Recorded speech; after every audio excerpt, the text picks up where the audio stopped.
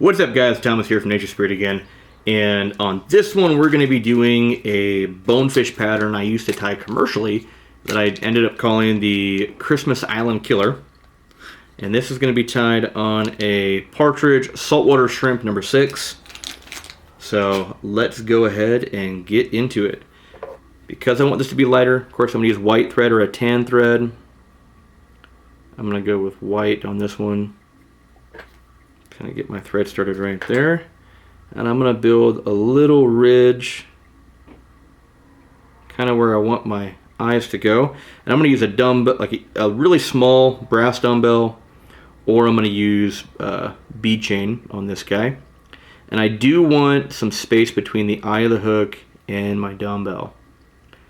So I'm going to do my little figure 8 here, come underneath, do some more.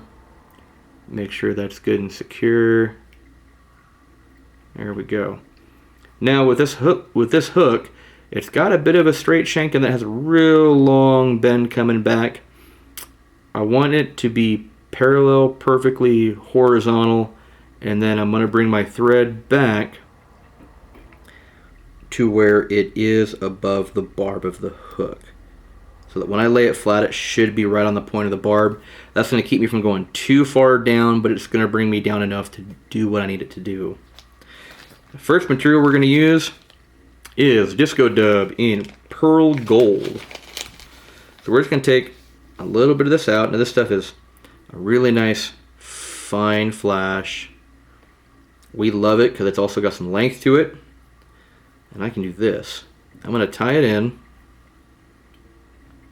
just a little bit, and I'm going to bring it up. Not going to just tie right there. I'm going to bring it up to where I'm actually going to have a dubbed portion of this body out of the same material, because I want that to be even.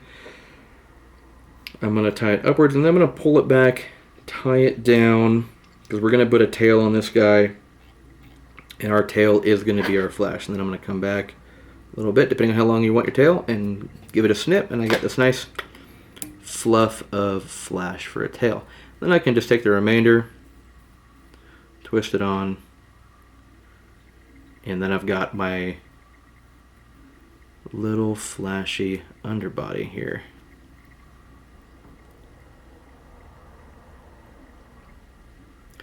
And look at that. It perfectly goes to the amount that I need it to cover.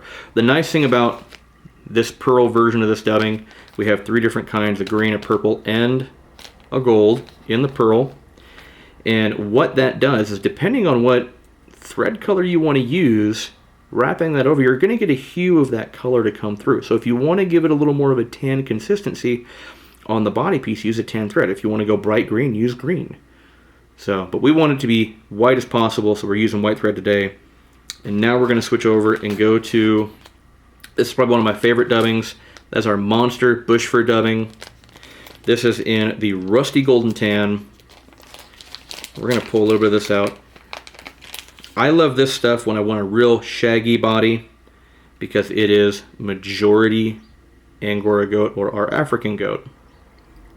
Little flash, some other stuff in there. But I'm going to get this started.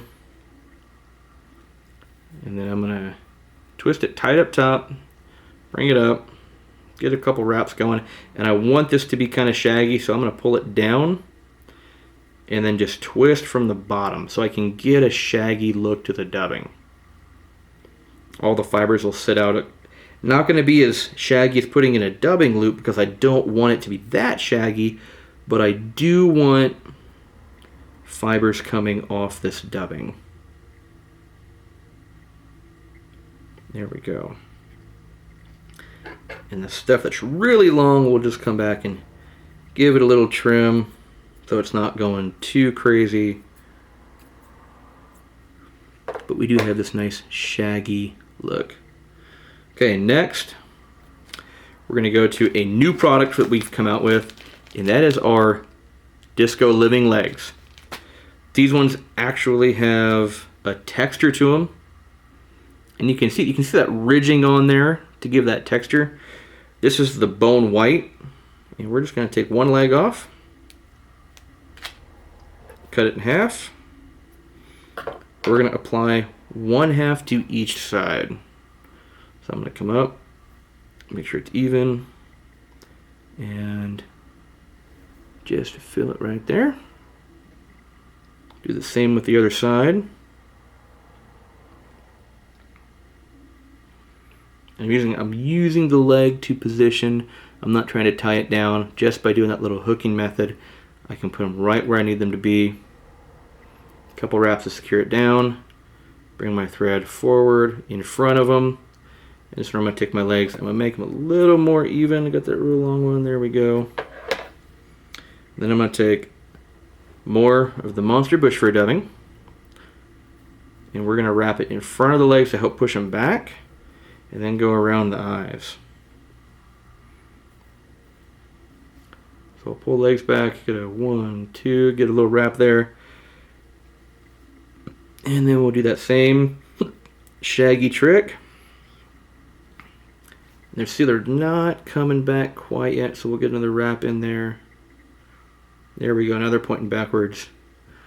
And we'll go around the eye to give that a good cover. Now, let's flip this bad guy over. Just like that. If you got a rotary device, you can flip it over with the rotary. Because of the camera angle, we're just going to do it this way. A little bit of a weird tuft there. There we go. Alright, next. Fish fur. Another new material from us this year. We came out with this in the wintertime for a streamer fiber. This is a really fine trilobal synthetic. So it comes to us nice and long, as you can see. We're just going to take a little bit of a clump out, just like that. And I like this stuff because it's like a super thin craft fur. I can wrap it for a dubbing just like that, or a yarn. But I can take it, tease out my ends a little bit. Fold it. I'm going to fold this over just so I'm not using as much. And I can get this nice wing. Nice little shimmery wing. There we go. I am going to trim that down a little bit, but I want the fullness to be there. So I'm going to come in and just kind of give it a little angle trim. There we go.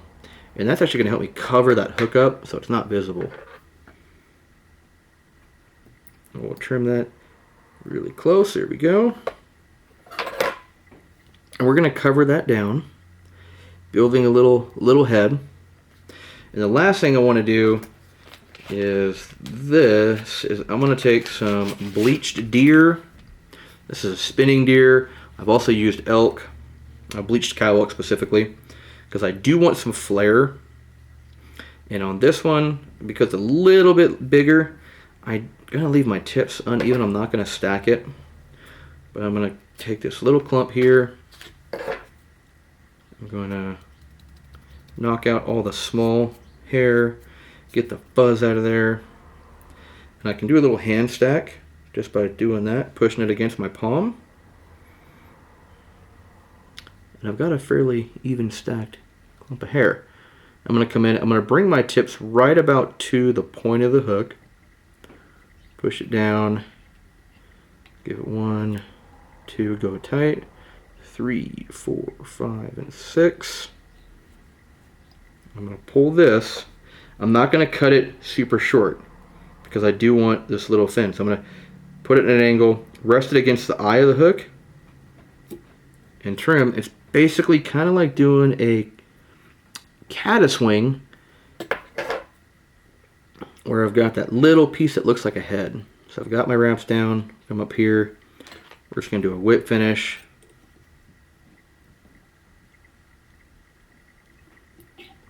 There we go. And that's it. Super simple pattern, but very effective. Alright guys, thanks for tuning in, and we'll see you guys later.